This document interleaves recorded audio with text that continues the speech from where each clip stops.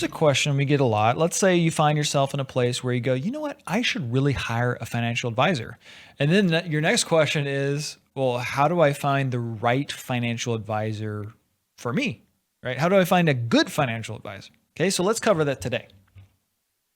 First and foremost, I would just mention to you, I think when you do this process actually does matter. Meaning, if you find yourself in a stressful situation, maybe a drastic life change, and then you go about trying to find the right financial advisor for you, that's not ideal. Okay, so we actually have another video on specifically when you should go about doing this process.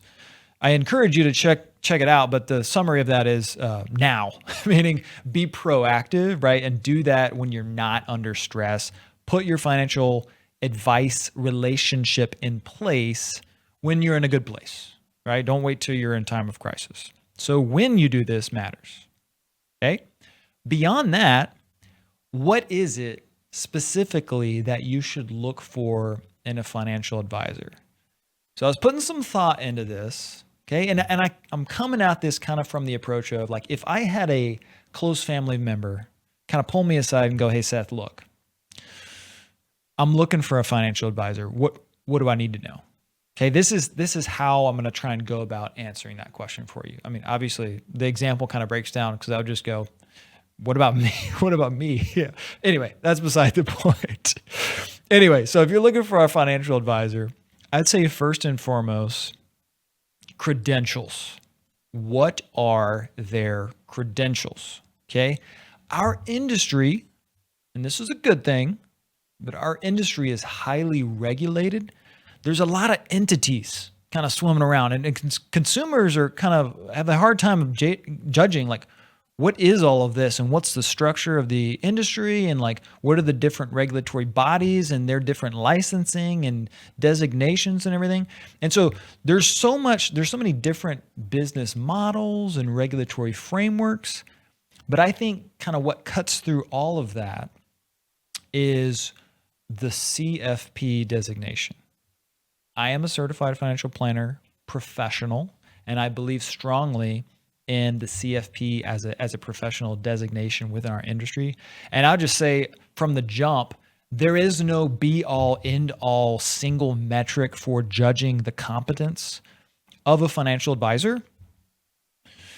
However, if you had to choose one, for me, it'd probably be the CFP. Meaning, if a family member came to me and said, hey, I found this financial advisor, are they a good fit?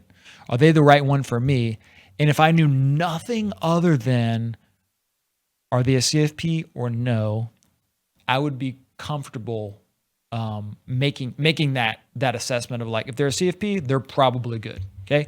Now, it's not to say, I mean, there's CFPs of all stripes, right? There's good ones, there's bad ones, but in general, if they're going to apply only one filter, it's a pretty good one. Okay. So the CFP board and the different requirements that are placed on individuals seeking that designation are pretty high. It's a pretty low proportion of financial advisors that actually get the designation. It's a pretty good credential to look for just off the jump. So beyond that, there are other kind of credentials and qualifications sometimes people will propose as proof of their competence. These could include like the FINRA qualification exams. These are the ones like you hear people say like Series 7, Series 66. And these are, difficult exams, but they're not in the same ballpark in terms of difficulty and requirement of competence as the CFP board exam. So there's that. Now there's other thing is like some people will say like, yeah, I'm a licensed financial professional. The different terms, it's kind of bonkers. Financial professional, financial advisor, financial planner. These terms as of yet are not really regulated, right? So for example, take an analog and you go like, I'm a certified public accountant. I personally am not, but I'm saying if someone says that, like that's a whole thing. Like to be a CPA, you know what you're getting. Right? We're not there yet in the industry of financial advice, and there's actually a strong push to regulate some of these terms, which I think would help people in this process. But I think overall, if they got CFP behind their name, you're off to a good start. Okay. Beyond that, I would say experience. How much experience does this person have? Again, to even become a certified financial planner professional, you have to have a minimal amount of experience working under the tutelage of another CFP, right? So you're already a leg up there with the CFP. But beyond that, I mean, how much experience do they have? Is it 1 year? Is it 2? Is it 5? Is it 10 years? Right? So experience does talk. I will caution, does experience necessarily equate to competence? Not necessarily. Right? So you can meet someone who's been in business for 20 years and you look at kind of what they're doing. I've come across these folks and how they're approaching financial advice and financial planning. And you go, you may have been successful as a business person. However, your practices aren't up to industry standard. So you got to watch out for that too. Another item that I think you should look for is, was this person a referral? Right? Or what are their reviews online, for example, right? If you get a referral from a trusted family member, friend, and you trust that person's judgment, that helps.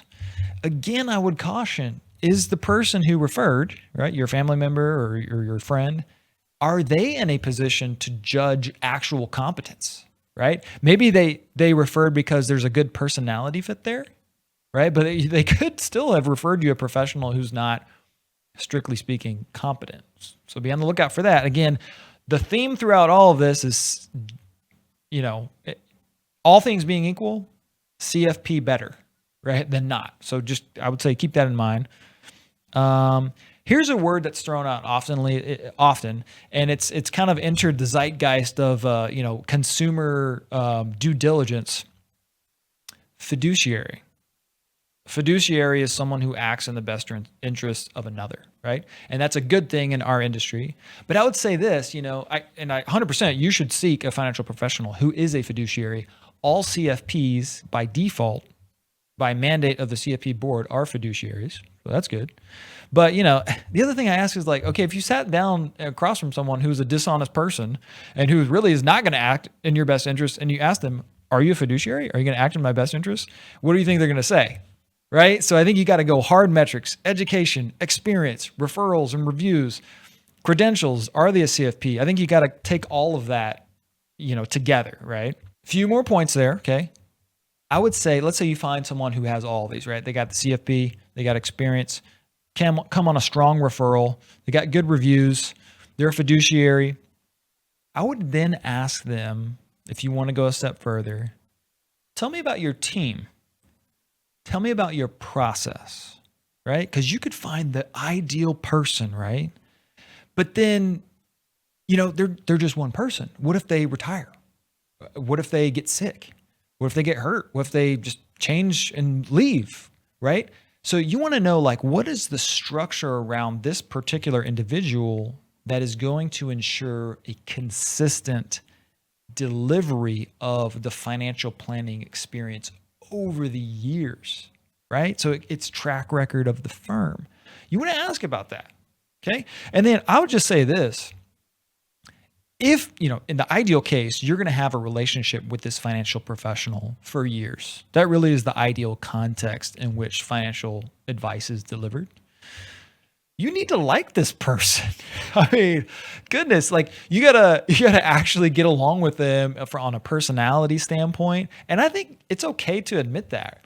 If you go like, wow, this person is really bright, they have great experience and great reviews and everything, I just don't get along with them. I mean, that's not very enjoyable. Chances are there's someone else out there who meets all the hard metrics and you guys get along, right? So I think don't ignore that factor when you're kind of choosing the financial advisor for you.